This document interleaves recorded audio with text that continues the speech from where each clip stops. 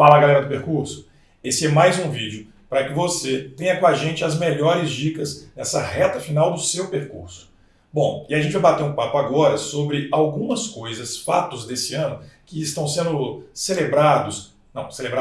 lembrados, porque não necessariamente são para serem celebrados em função de repente do ponto de vista. Vocês vão entender. Na verdade, para isso, para esses temas geohistóricos, eu vou chamar um colega que você já conhece aqui. Chega aqui, Bruno, para a gente poder falar um pouquinho de temas da geografia e da história que estão para serem celebrados. Beleza, Bruno? Fala pessoal, tudo tranquilo? Beleza? A ideia é que a gente fale um pouquinho sobre fatos como, por exemplo, os 70 anos da Revolução Chinesa. Aliás, você sabia que no mês de outubro de 2019, né, a China celebrou 70 anos da chegada ao poder de Mao Tse-tung? E aí, esse é um tema que para a geografia também pode vir interessante na prova, né, Bruno? Sem dúvida nenhuma, galera. Tem que ficar muito atento a essas datas, que são datas comemorativas, mas como o Júnior falou, não necessariamente para serem celebradas.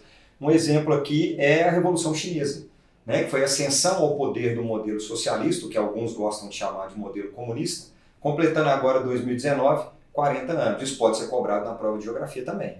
E detalhe, o Bruno está falando aqui do modelo socialista, comunista. A ascensão do mal tem uma peculiaridade que de repente a prova pode cobrar, né?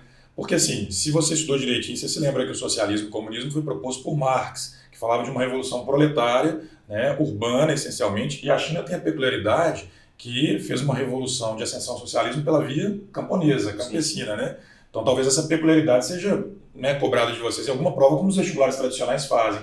E tem muito a ver com essa China ainda ruralizada, né? Tem. Esse modelo rural de ascensão ao poder, né, que é uma revolução que começa no campo e chega na cidade, ela ainda hoje acontece na China, ela é muito vista na China, que é um país dividido, não necessariamente no período do Mao, mas um pouco depois, principalmente depois da sua morte, né, quando Deng Xiaoping assume o poder na China em 1976, depois da morte de Mao Tse-tung. A China continua, desde esse momento até hoje, dividida em dois modelos. Ela tem o campo com uma característica muito vinculada à Revolução Chinesa, um campo de comunas, um campo de terras comunitárias, e as grandes áreas urbanas vinculadas a um modelo capitalista mais aberto, um pouco mais livre mercado. Essa coisa pode ser interessante também se a gente jogar para a atualidade, né, Bruno? Porque assim, a gente está falando da ascensão da maior potência recente, vamos dizer assim, né?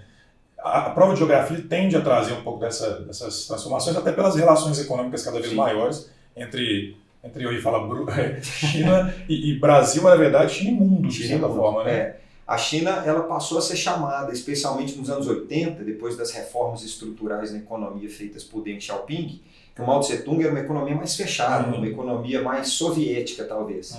Depois que ele sai do poder com a morte dele e a China começa a se abrir, ela se transforma no que a geografia chama, é importante prestar atenção nessa expressão na hora da prova, de fábrica global. A China vira o grande modelo industrial para o mundo capitalista. Uma mão de obra extremamente barata, uma mão de obra numerosa, não necessariamente um mercado consumidor considerável, mas é uma produção voltada para exportação. Então essa fábrica global, fiquem atentos, a partir dos anos 80 e anos 90, essa relação capitalista com o mundo de plataforma de exportação. E quando chega nos anos 2000, especialmente 2013, com o Xi Jinping no poder, ele tenta modernizar ainda mais a China. Então é importante prestar atenção nesse projeto chinês de domínio mundial, que começa com Mao Tse-tung, não funciona muito bem, vem o Deng Xiaoping e começa essas modernizações, e em 2013 para cá, o Xi Jinping, aí sim, é um projeto da grande potência chinesa, da tecnologia e do mercado interno. Reafirmado nos últimos discursos de celebração por parte dos chineses desse evento.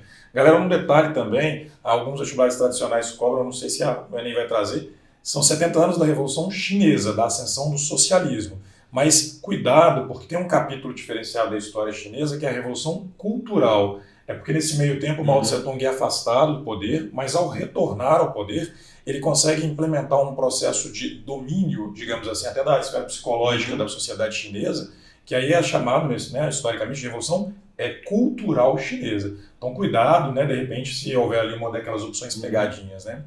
Agora, Bruno, não só ficar atento à Revolução Chinesa e seus 70 anos. Nessa da gente pensar em datas, né, comemorativas, quem, né, tem alguma admiração pelo socialismo talvez possa lembrar aí dos 60 anos da Revolução Cubana. E aí a gente está falando de outro território, América Latina no caso aqui, mas a gente está falando de um outro momento de avanço das ideias, né, ou do projeto socialista. Só que com um detalhe muito importante que a gente tem sempre que lembrar, né?